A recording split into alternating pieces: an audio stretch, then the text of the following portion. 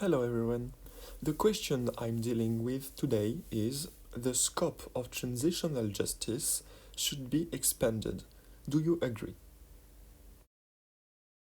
The two main approaches of transitional justice are centered on human rights and on truth due to the emergence of the field in the early post-World War II and in the post-Cold War periods. The goal of transitional justice is to put the victims and the state right in the aftermath of war crimes, crimes against humanity, and genocide by prosecuting the perpetrators, recognizing the victims and the atrocities committed against the victims. The reparation of victims aims to build a strong and democratic state in a peaceful society aiming for truth recognition of the event. However, a post-mass atrocity context arouses also psychological, philosophical, geographical, or economic questions. So, my argument is that the scope of transitional justice should be expanded in being more open to a greater collaboration among scholars and practitioners of all fields to find other ways toward peace and community building and to avoid the birth of a narrow Western liberalist project, namely to avoid a reproduction of Western standards in non-Western countries. First of all, let's begin by an inventory of transitional justice.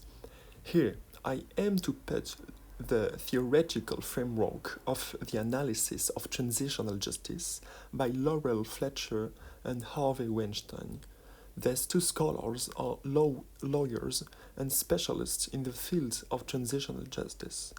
The main data used for this article is academic papers on transitional justice from 2002 to 2008.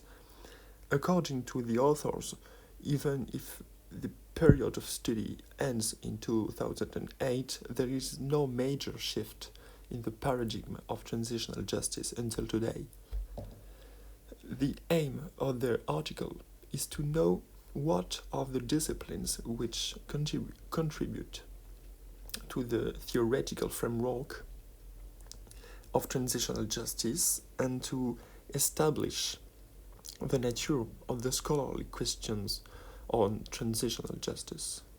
The idea which emerges from this text is that transitional justice is that the international transitional justice policy is centered on truth, human rights, justice, and reparations, and the majority of the questions adopt a socio-legal approach. The article also highlights that legal scholars prioritize justice principles, unlike social science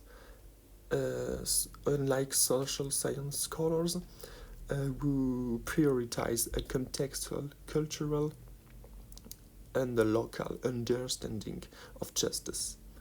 Also, most of the influential articles are analytic papers based on theory, which provide lessons and models that could be applied to very particular empirical evidence and case studies. However, the most influential articles do not come from transitional justice, but from other disciplines. The main problem is also that scholars are in a great majority sympathetic to the field, and the goal of these works are to show how transitional mechanisms are strong and efficient. Moreover, scholars do not question the base of transitional justice assumption, namely the fact that states should initiate a response to mass violence to promote the rebuilding in the aftermath of the conflict. Nevertheless, scholars as Dustin Sharp aim to emancipate transitional justice from the notion of transitional as the only goal of transitional justice. He notes that the field was considered as the handmaid of liberal political transitions after the Cold War. Today, he highlights that the field is associated with post-conflict peace-building and is more open than before to human rights ideals and adapted to local context. This dimension stresses on the political involvement, on the fact that it is a tool for the move from less to more democratic regimes.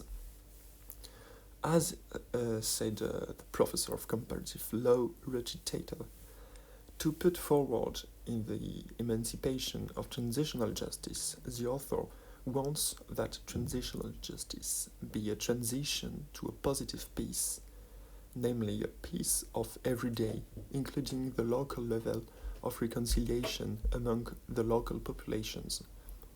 This reconceptualization also includes questions of development as studied in fields like geography.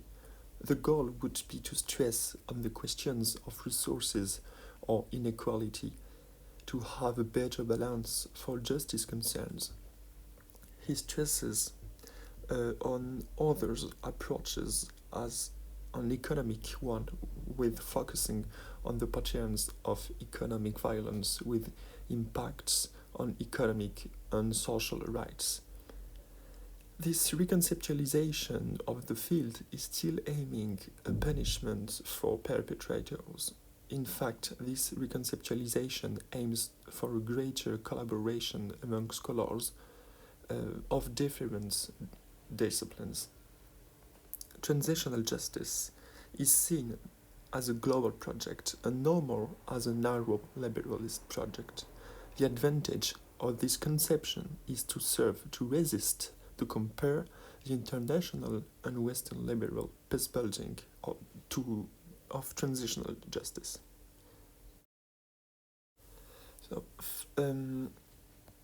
finally, in my opinion, this enlargement of transitional justice to other fields could only be positive. It will constitute an improvement by the increase of different ways to analyze reconciliation and to shape justice both at a local and regional level. A potential collaboration between scholars and practitioners would also benefit both a field work and a theoretical work. But I also think that if transitional justice will open itself to other fields, it have to stay in its right objectives of truth and reconciliation. Transitional justice is seen as an area of praxis in which practitioners and scholars are each generative to the field, by Fletcher and Weinstein. And I find this quotation quite true and very interesting because it stresses on the fact that transitional justice is a very young field. It appeared only in 1945 during the Nuremberg trials after World War II. And because transitional justice is a young field, it is constantly recreating and readjusting itself to contemporaneous conflicts. This reconceptualization is essential to have a high performance in the 21st century. As a conclusion, some scholars argue that transitional justice is a field covered by few disciplines.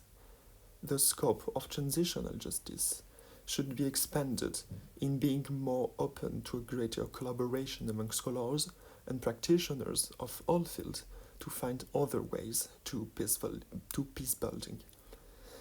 Finally, if the scope of transitional justice is expanded, we have to be careful to not lose the main objectives of the field. The approach of Sharp is efficient because it avoids the reproduction of Western standards in non-Western countries and the criticism that transitional justice is only a way to convert all countries to market economy. So these are my two questions. So the first one is interdisciplinarity a way to enhance or to devalue transitional justice? And the second one, should transitional justice be divided in two subfields, one centered on law and one centered on societal reconstruction? Thanks for listening.